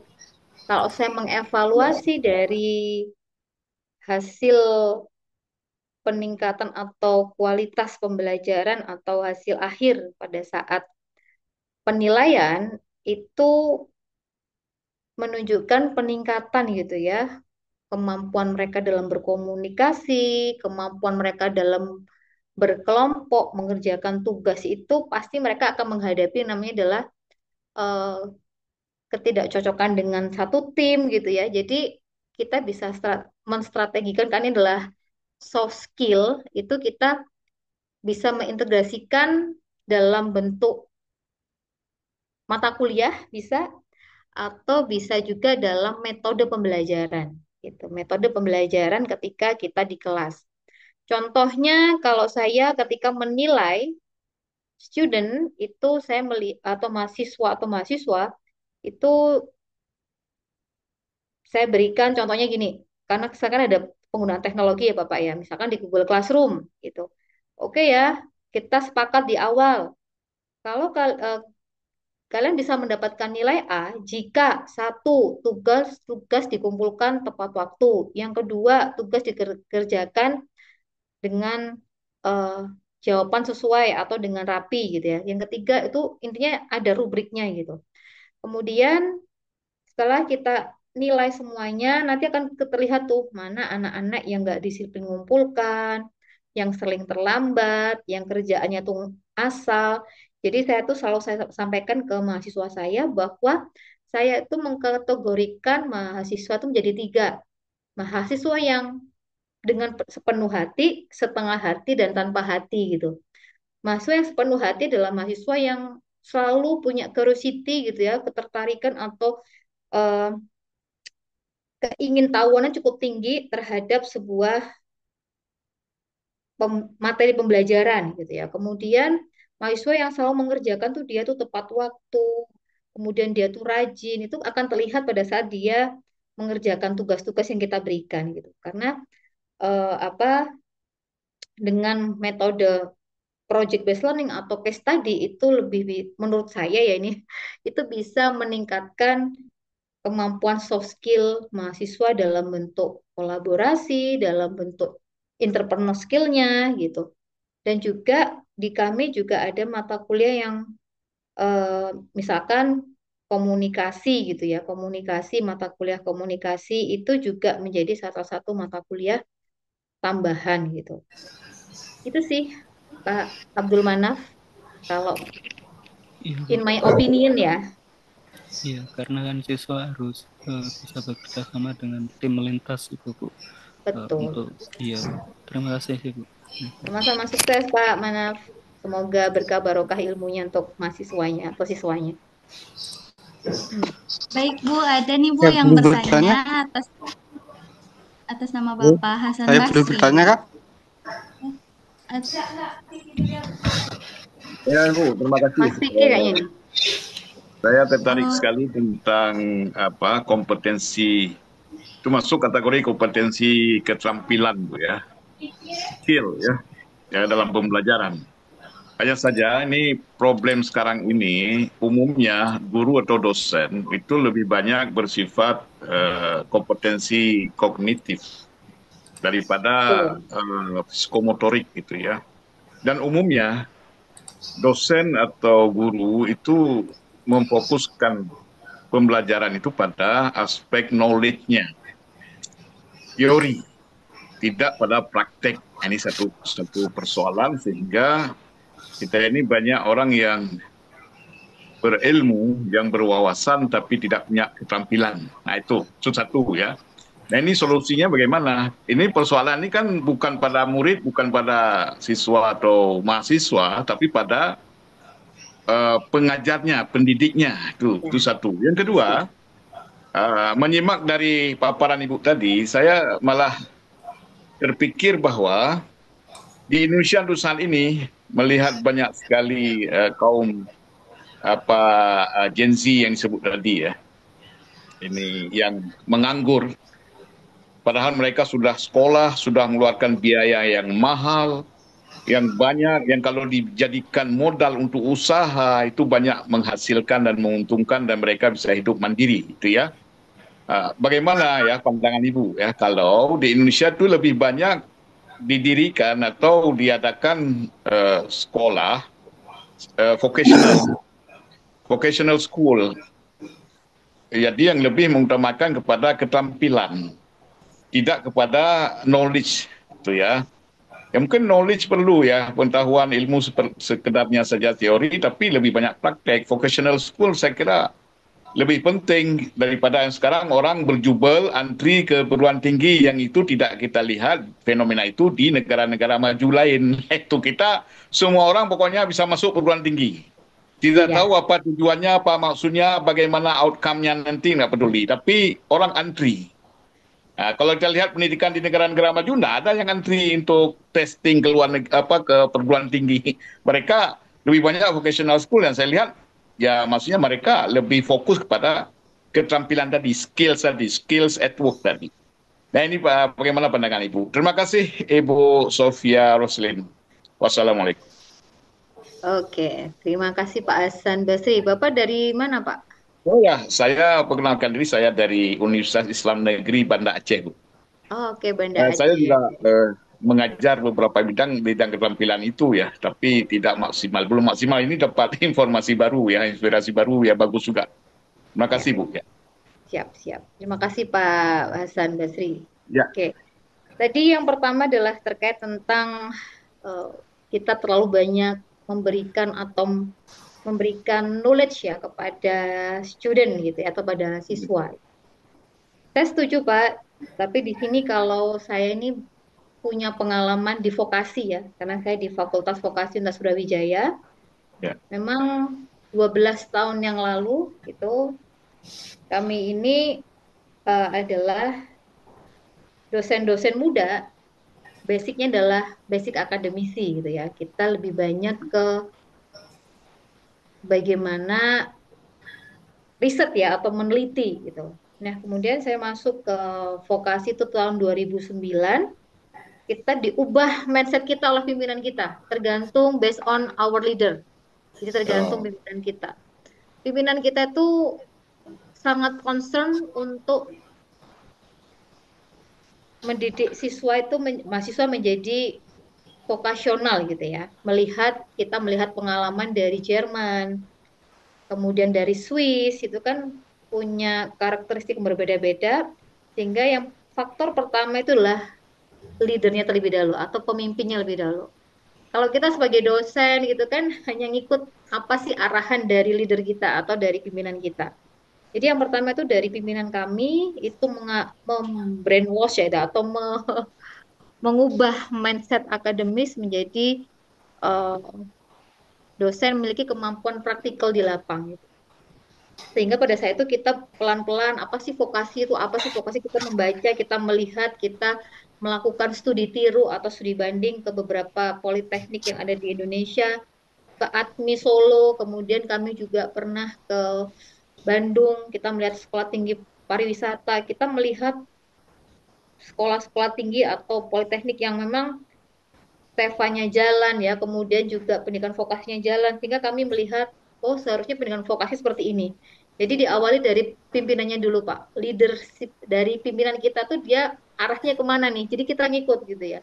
Itu yang pertama. Kemudian bagaimana kita sebagai strateginya kita sebagai guru atau sebagai dosen, tadi kita mengikuti, yang pertama kita mengikuti atau merubah mindset kita dari akademis menjadi vokasional, kemudian kita karena saya basicnya praktis ya Pak, saya pernah punya beberapa usaha sehingga kita kombinasikan antara pengetahuan kita nulis kita dari sisi teori dan juga kita sandingkan sama praktis di lapangannya sehingga di situ ada beberapa program kalau kita lihat program pemerintah itu sebenarnya sudah cukup bagus. Salah satunya adalah misalkan magang dosen di industri atau magang guru di industri berapa bulan atau berapa tahun sehingga mereka bisa merasakan bagaimana implementasi atau bagaimana kemampuan psikomotoriknya itu jalan gitu ya. Karena kalau anak-anak vokasional itu kan yang dilihat adalah kemampuan keterampilan teknisnya gitu ya. Tetapi juga saya juga melihat dari hasil survei yang pernah saya lakukan ke beberapa teman-teman industri, itu mereka kalau hard skill Bu Sofi itu bisa kami ajarkan. Tapi kalau soft skillnya dia pinter tapi dia kemampuan komunikasinya kurang baik, kemampuan sosialnya kurang baik itu susah gitu mereka bilang gitu. Jadi kalau hard skill tuh bisa kita ajarkan, tapi kalau soft skill tuh perlu bantuan dari lingkungan sekitar, dari keluarga, dari dunia pendidikan. Nah itu yang diharapkan bisa mampu untuk meningkatkan kemampuan soft skillnya gitu Pak. Kalau kalau saya ya, kalau sependek sepengetahuan saya ini bukan sepanjang ini kita karena pengetahuan saya sangat pendek sekali. Nah, jadi kalau menurut saya seperti itu Pak. Jadi kalau kita sebagai guru atau sebagai dosen, satu tadi ya kalau di level organisasi maka kita butuh pemimpin-pemimpin yang visioner gitu, yang ke depan. Saya dulu kebetulan pimpinan saya itu adalah staf ahli di kementerian. Jadi beliau itu punya eh, punya bocoran-bocoran itu ya. Beliau jadi ketika kita rapat, kamu nanti harus ke sana ke sana. Jadi beliaunya itu benar-benar ngubah mindset kita yang dari akademis menjadi seorang vokasion vokasioner gitu ya istilah kami ya. Kemudian juga kalau dari dosennya sendiri ya kita bisa meningkatkan kemampuan praktis kita melalui magang industri atau kita punya usaha sendiri atau kita kolaborasi dengan mitra. Nah, itu bisa meningkatkan kemampuan praktis kita. Nanti kita bisa tularkan kepada mahasiswa kita atau kita punya project kita ajak mahasiswa kita. Nah, itu menjadi banyak strategi-strategi kita bisa gunakan untuk bisa meningkatkan kemampuan hard skill atau psikomotorik kita. Gitu Pak Hasan Basri. Yang kedua tadi, apa Ya, tadi sih Pak? ya Saya kemungkinan vocational school ya, Communist untuk Vocational School. diperbanyak gitu loh. Sekarang kan masih sedikit SMK misalnya kan masih terbatas ya, ya. Ya, betul-betul. Sejenis itu ya. Saya tertarik dengan disertasinya Bapak Agus Yudhoyono yang kemarin di UNER barusan dilantik. Itu beliau memetakan jumlah sekolah-sekolah SMK yang di Indonesia dan juga tingkat keterserapannya itu saya sangat tertarik sekali beliau pada saat menyampaikan dalam orasi terbukanya itu. Kalau saya sangat setuju untuk selain juga meningkatkan atau mengarah ke kebutuhan industri dengan membuka sekolah-sekolah berbasis vocational ya, vocational high school gitu. Tetapi harus kuat jaringannya dengan industri gitu, Pak. Sehingga nanti ketika kita meluluskan itu sudah ada industri yang menerima. Saya setuju Pak dengan vocational high school atau pendidikan vokasi di perguruan tinggi sehingga bisa harapannya mereka selain memahami konseptual juga mereka sedikit konseptual ya, tetapi mereka memahami secara praktikal gitu. Karena kalau kita baca di undang-undang ya, itu kan ada leveling dari D1, D2, D3, D4 gitu ya. S1 itu apa, D4 itu apa, SMK itu bagaimana, kemampuannya sampai seperti apa, itu kan sudah dibahas di undang-undang terkait tentang eh, pendidikan tinggi ya. Saya lupa itu. Kalau nggak salah ada eh, metrik untuk kemampuan apa dari D1 sampai D4, S2 terapan hingga doktor terapan. Semoga nanti di Aceh ada diperbanyak sekolah Ya, vocational high school ya yang sesuai dengan baik. kebutuhan industri di Aceh sehingga Aceh bisa lebih berdaya saing dan juga memiliki ketahanan yang luar biasa di sana, Bapak. Semangat Pak Hasan Basri. Ya, baik, baik, Bu. Terima kasih banyak ya atas penjelasannya ya. Baik, baik. Semangat Bapak. Ya, Baik, terima kasih Bapak Hasan Basri atas ya. pertanyaannya. Baik, apakah ada yang ingin bertanya kembali Bapak Ibu?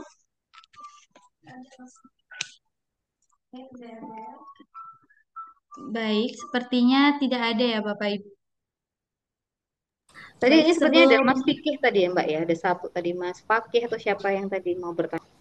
yang itu memang suka spam Ibu. Memang Oh suka gitu. iseng datang. I see, I see, I see. Oh, ada ini Bu, satu lagi Bu yang bertanya Oke. kepada Bapak Fahmi Sanjaya. Mohon aktifkan kamera dan audionya. Dimohon untuk aktifkan kameranya dulu Bapak. Halo Kak, Assalamualaikum Kak. Mohon Bu Sophia. eh, Halo.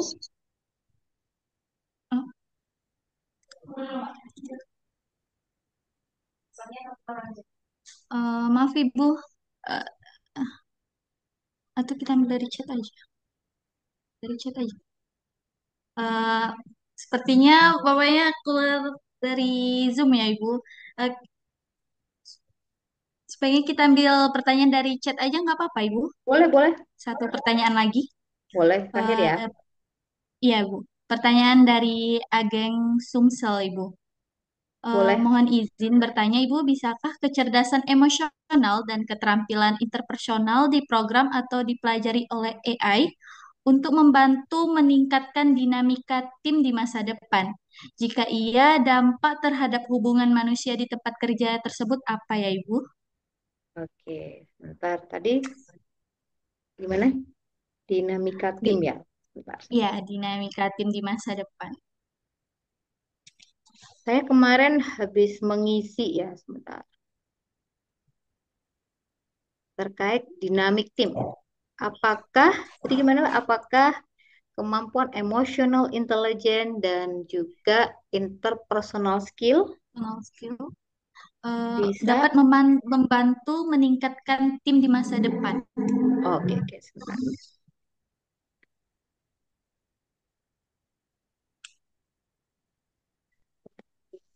Saya sebentar ya. Apa di sini ya?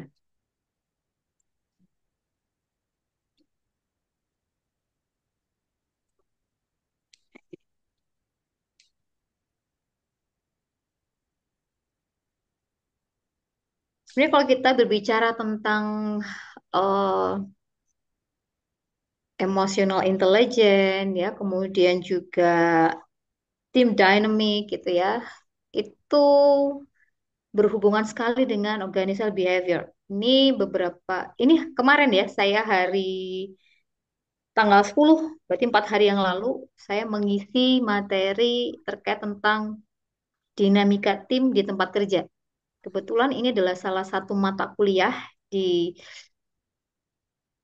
UITM, Universitas Teknologi Mara, ya, itu terkait tentang grup ya. Bagaimana kita itu berbicara tentang grup-grup ya. Kalau sekarang kan ada formal group, informal group. Nah, kalau kita melihat di secara basically teorinya, ya, kalau emotional intelligence itu individual, unit analisisnya. Kemudian dari individual nanti kan meningkat ke grup ya. Itu kita belajar psikologi sains ya. Kalau dari sisi kita melihat emotionnya, personality-nya, kemudian persepsinya ya, kemudian performance-nya dari individu. Nah, nanti pastinya akan relate gitu antara apa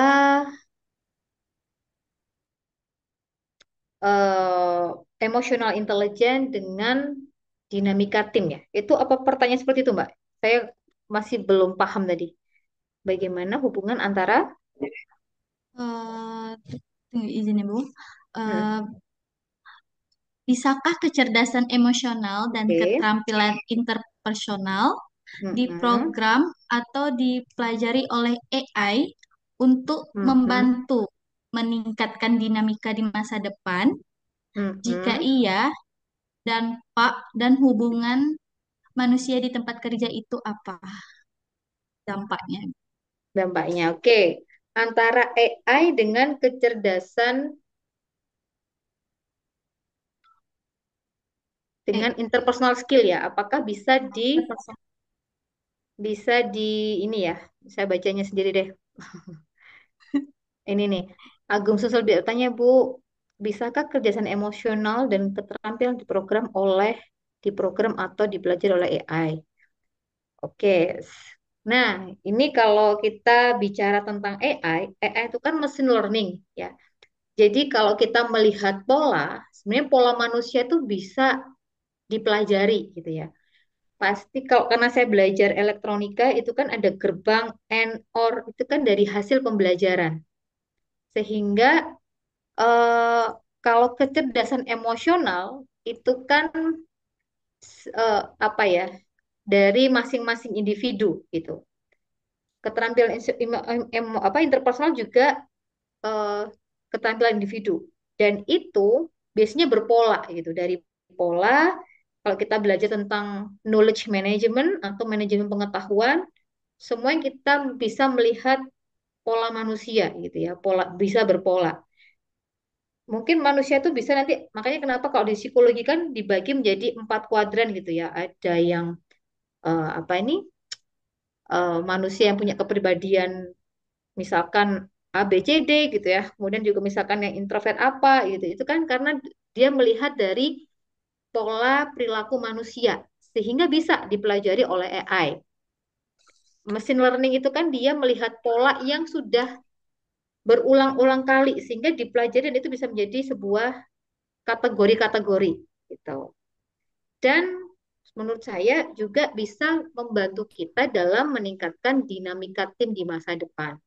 Dan dampaknya, ya pastinya kalau menurut saya AI itu hanya sebagai alat untuk membantu kita dalam memahami pola atau pembelajaran yang sudah terjadi berulang-ulang gitu aja. Dan pastinya dampaknya terhadap hubungan manusia tempat kerja itu banyak ya. Karena di sini tuh kalau kita belajar tentang organisasi behavior itu ada psikologi, sosial psikologi, sosiologi, antropologi, dan itu pastinya dampaknya itu em, penggunaan AI. Mungkin kalau saya baca ini, saya mencoba menginterpretasikan maksud pertanyaannya ya, itu dampaknya terhadap dunia kerja. Kalau kita bisa melihat dari perspektif positif, itu kita bisa memanfaatkan untuk hal-hal yang positif. Tapi kalau kita melihat dari perspektif negatif, ya kita bisa melihatnya dari dampak negatif. Sehingga apapun tools yang kita manfaatkan, yang kita punya, Bapak Ibu semuanya, itu tergantung bagaimana perspektif kita, cara kita melihat apakah dalam perspektif negatif ataukah perspektif yang positif. Itu sih Mbak. Terus ini saya tambahkan lagi bahwa nantinya itu banyak skill-skill lain, salah satunya adalah critical thinking, analytical thinking, emotional intelligence, spiritual intelligence, cognitive flexibility, service orientation itu menjadi sebuah keterampilan yang dibutuhkan di masa yang akan depan, dengan kondisi lingkungan yang penuh ketidakpastian. Sih, Mbak, dari saya, semoga Baik, apa yang saya Ibu. sampaikan bisa bermanfaat dan mudah untuk dipahami. Amin, Ibu. Semoga ilmunya bermanfaat untuk Bapak dan Amin. Ibu semua. Karena kita sudah di penghujung acara, Ibu, apakah ada kata-kata penutup yang ingin disampaikan, Ibu, untuk Bapak Ibu sekalian? Oke, terima kasih. Sebelumnya saya ucapkan kepada CV Angkasa Media Literasi yang sudah memberikan saya kesempatan untuk bisa sharing pada siang hari ini. Dan kepada seluruh peserta, semoga apa yang saya sampaikan tadi mudah dipahami dan mungkin ada sedikit mikro skill yang bisa diimplementasikan setelah acara ini ya, untuk kita bisa meningkatkan kualitas kita dalam bekerja. Dan saya ingin menekankan bahwa keterampilan interpersonal itu bukan saja kemampuan untuk kita bisa berkomunikasi dengan orang lain ya, tetapi juga bisa menjadikan sebuah fondasi kita untuk bisa menciptakan kolaborasi yang produktif, ya, kemudian juga bisa meningkatkan lingkungan kerja yang harmonis untuk masa depan yang lebih tangguh dan resilient. Saya harapkan Bapak Ibu semuanya bisa membangun komunikasi yang lebih efektif, memiliki empati yang baik, kolaborasi yang baik dengan rekan kerja, dengan klien, dengan pimpinan, dengan bawahan ya. Dan dari perspektif organisasi, diharapkan dengan interpersonal skill ini tadi bisa menciptakan organisasi yang mampu untuk menghadapi tantangan global di masa yang akan datang yang pastinya penuh ketidakpastian, kompleks, ambigu, dan volatil, gitu ya. Mungkin demikian dari saya. Semoga kita bisa tangguh dan resilient di masa yang akan depan maupun sekarang ya di dunia kerja. Jangan mudah mengeluh dan terima kasih atas perhatian dan partisipasi yang cukup luar biasa dari Bapak Ibu semua yang tadi sudah bertanya. Semoga hari ini memiliki value untuk kita semuanya dan bermanfaat bagi Bapak Ibu dan bisa diterapkan untuk kebaikan bersama dan sampai jumpa di kesempatan berikutnya. Terima kasih, saya Terima kembalikan kasih. kepada Mbak Cindy. Baik, terima kasih Ibu. Selanjutnya kita masuk ke sesi dokumentasi ya Ibu. Boleh, Diharapkan silakan. untuk Bapak Ibu untuk mengaktifkan kameranya terlebih dahulu.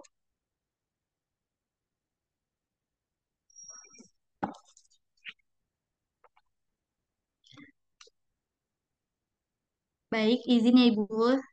1, 2, 3.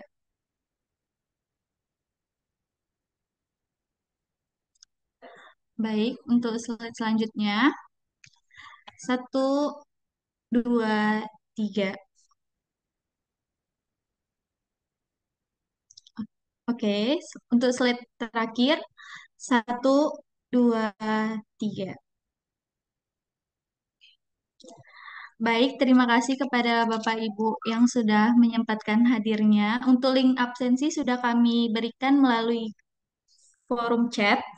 Dan untuk Bapak atas nama Bapak Abdul, Bapak Hasan Basri, dan Ibu Ageng agar memberikan nomor handphonenya di melalui chat sehingga kami bisa memberikan reward pulsanya.